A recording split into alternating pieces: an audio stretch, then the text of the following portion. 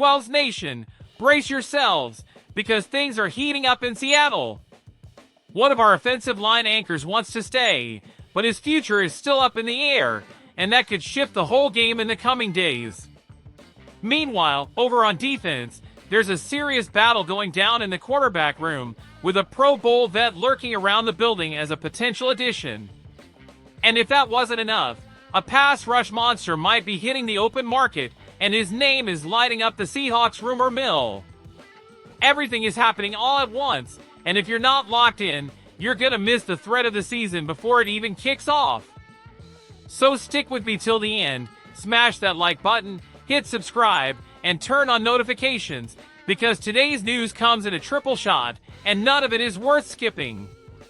Let's hit the gas and start with the guy who's been the MVP of our offensive line over the past few years, left tackle Charles Cross. Taken with the 9th overall pick in 2022, Cross didn't just walk in with the responsibility of protecting the quarterback's blind side, he delivered with a level of consistency nobody saw coming. Even with the O-line falling apart at times last season, Cross stood tall. Pro Football Focus graded him at 82.5 overall, putting him among the top 10 tackles in the entire league. And it wasn't just in pass protection, his run blocking stood out, too. That kind of performance earned him the 5th-year option on his rookie deal, locking him in through 2026 with a nice pay bump. But the real prize is still out there, a long-term extension that could put him among the top earners at his position. For now, Cross is keeping his head down and focused on ball. In a recent interview, he made it clear that he's living in the moment. But when asked about staying in Seattle, he didn't hesitate. "I wouldn't want to be anywhere else but Seattle. I love the fans, love this team, it's one of the best organizations in the NFL. I really like it here." And that connection to the city isn't just talk. Anyone who's followed Cross since college knows he's always been all in wherever he plays. In Seattle, he found a coaching staff that believes in him and a fan base that sees his value, something that could matter a lot when it's time to talk long-term money. With over $30 million in cap space this year and close to $60 million projected for next season, the conditions are perfect for locking him down. Keeping Cross in Seattle means stability at the most important spot on the O-line for years to come, and that's worth more than any number on paper. That kind of stability at left tackle is something this franchise has been chasing for a long time.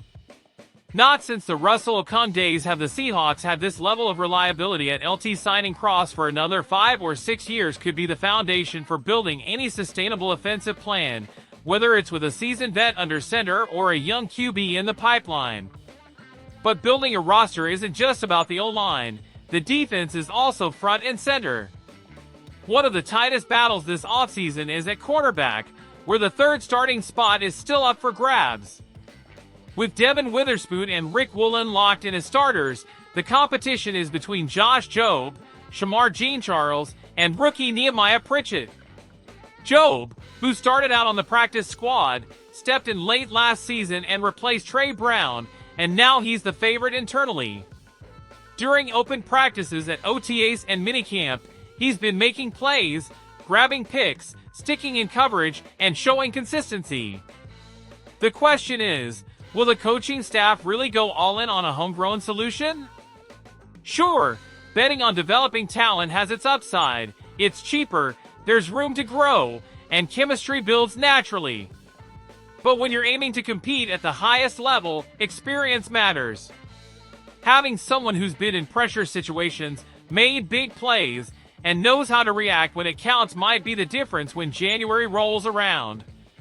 Head coach Mike McDonald hasn't ruled anything out. In fact, he said the team is always looking to upgrade, at every position. And the names floating around aren't just anybody. We're talking Rasul Douglas, Shaquille Griffin, and most recently, Jaire Alexander, just released by the Packers. Between Douglas and Griffin, we're talking 28 career picks, and Alexander is a 2-time Pro Bowler. If the Seahawks want to add real weight to that CB room, the opportunity is on the table. The defense is clearly going through a rebuild, and bringing in a vet presence could be the key in a system that demands elite man coverage. Now it's a matter of whether Seattle sticks with the youth movement or dips into the market. And speaking of the market, this next one is huge, the kind of story that gets every Seahawks fan's heart racing. TJ Watt might be on the move, and Seattle's in the mix. The Pittsburgh Steelers superstar edge rusher is reportedly at odds with the front office and skipped mandatory minicamp. That lit a fire in the AFC North and caught the attention of teams across the league. Sportsbooks are already shifting odds, and the Seahawks are listed among the favorites to land Watt, sitting at plus 900, behind only the Eagles, 49ers, Lions, and Patriots. Now remember, these odds aren't based on pure speculation. They factor in internal buzz, cap space, and the team's recent aggressiveness. And let's be real, Seattle hasn't been shy about making bold moves when the opportunity feels real. It all adds up. What is the kind of player who elevates an entire defense? Seattle still lacks that dominant force on the edge. With 11.5 sacks and 19 tackles for loss in 2024, Watt showed he's still playing at an all-pro level, even at age 30. Right now, the Seahawks have Uchenna Nwosu and DeMarcus Lawrence penciled in as edge starters, with Leonard Williams rounding out the front. All solid guys, but none with Watt's game-wrecking ability. Adding him could push Seattle's defense into top-tier territory. Of course, he won't come cheap. Spotrac projects a deal north of $36 million per year over 4 seasons. But with cap space in hand and a young core already in place, this is the kind of swing that can take you from good to elite. Especially under McDonald, whose aggressive defensive mindset would thrive with Watt, Williams, and Lawrence in the trenches, a trio packed with power, experience, and burst you just don't see every day. And Watt's impact isn't just on the field. Guys like him change the entire locker room vibe. They bring a standard, raise the bar in practice, and demand greatness from everyone around them. That kind of quiet but commanding leadership might be exactly what this young Seahawks defense needs to level up. So the real question now is, will Seattle go bold? The next few weeks could shape the entire future of this franchise. Locking up Cross is a must. Adding a vet to the secondary could bring the stability that slipped away late last season.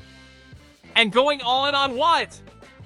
That's a big-time move, but also a calculated one for a team that wants and has the tools to make a playoff run in 2025.